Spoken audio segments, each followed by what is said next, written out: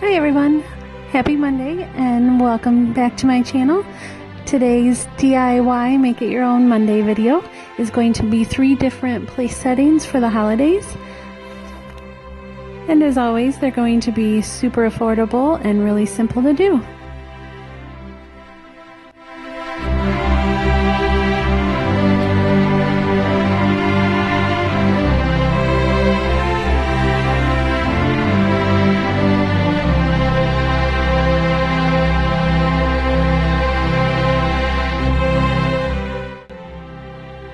I got these ideas from Pinterest, and I think you're supposed to use rosemary as the leaves or the twigs, but I didn't have any, so I just went out to one of the bushes in our front yard and took a few clippings from that and glued them together.